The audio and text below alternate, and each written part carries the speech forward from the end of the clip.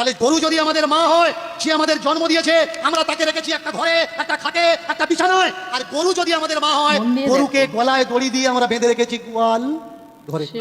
আপনি পারবেন আপনার মার গলায় দড়ি দিয়ে গোয়াল ঘরে বেঁধে রাখতে? পারবেন না।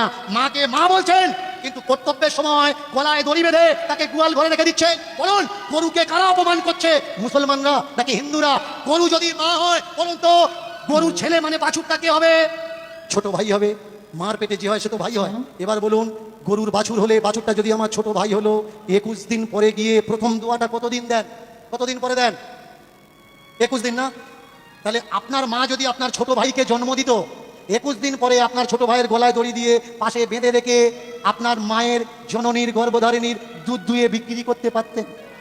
আচ্ছা, আমাকে বলবেন না যে আমি হিন্দু ধর্মের অপমান করছি।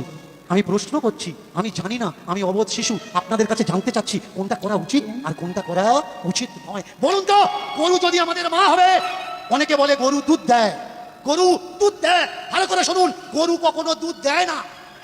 বাছুরকে বেঁধে, গরুকে বেঁধে আমরা দুধ বের করে নিই।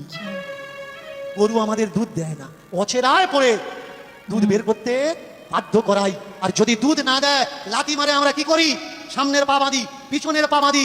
বলুন, যাকে মা বলে ডাকছেন, এই ব্যবহারটা যার সঙ্গে দিচ্ছেন, সত্যি কি ঠিক ব্যবহার দিচ্ছেন?